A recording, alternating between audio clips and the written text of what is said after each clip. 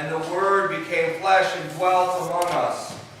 And we have seen his glory, the glory as of a Father's only Son, full of grace and truth. Amen. Please be seated. Well, you'll have noticed that Christmas is still happening. It still looks very beautiful up here. Today is the third day of Christmas. You may know that tune on the third day of Christmas. Won't you look at me? 3 French hens. There we go. 3 French hens. How many of you have received 3 French hens today? Oh! Elaine, how kind of you. You've got 1 egg. Hey, at least there's something. 3 French hens, 2 turtle doves, of course, and a partridge in the pear tree. Today, we are still engaged in Christmas. And you may have noticed, however, we did not hear about angels and shepherds. We heard about the Word made flesh. We heard about this God who is here. For Christmas Eve is no longer here when we set our flesh together and gave the gifts of our lives to Jesus. Today, that curtain that is behind that beautiful tableau has been pulled. And we see things new in a different way. For Christ came, yes, in this beautiful little scene as a beautiful little baby, but came into a world that's not pristine. I don't know about you, but when I see this world, I see some sadness. When I go about my daily life, I feel emotions that may not always keep me at the height of Christmas, but sometimes go to deep sadness with broken heart. We see a world as well, just outside these windows, that is a life in a world filled with pain, terror, and fear. That is the world in which Christ came. And that verse that I started with, and the Word became flesh and dwelt among us, and we have seen his glory as the glory of God's only Son, filled with grace and truth, is pretty pie in the sky, isn't it? It feels very up there. Well, I think I've got another way to think about this. God showed up, God got dirty, and God showed us another way. God showed up. It's kind of amazing to think that God, who we often think of in the clouds, right? I mean, we think of God up, an old man reclining on a cloud, looking down onto the world, is not what this day, this season, this faith tradition is all about.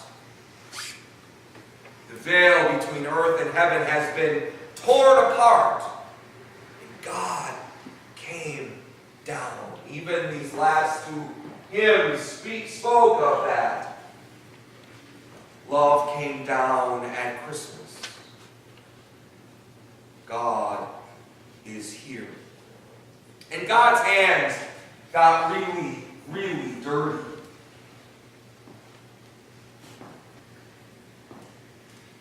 When I was a kid, back in, the late 80s, early 90s, there were some pretty dirty times in our world. Some of you may remember those times of the Cold War. Anybody remember those? Young people around here. Let's see. How many of you may remember Vietnam? That's a little almost before my time. How many of you remember the Civil Rights Movement and maybe Rosa Parks and Martin Luther King? There may be some of you that may remember Franklin Delano Roosevelt and World War II.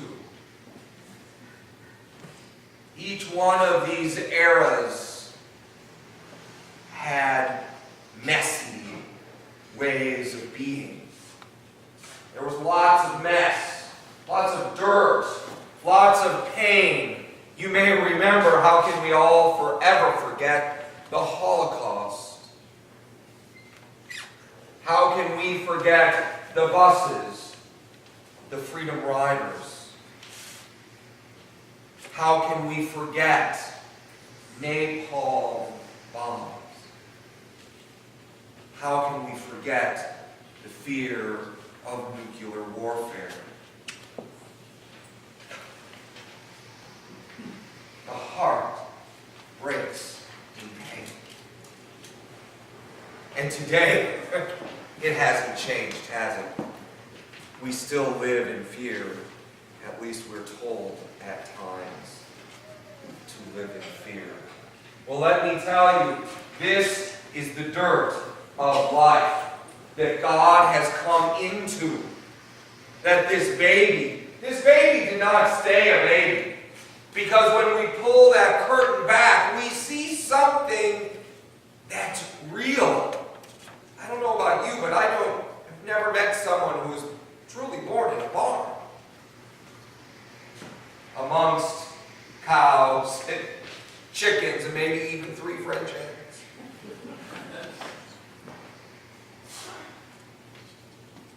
It was messy. And it's scary. It is real. It's very, very real.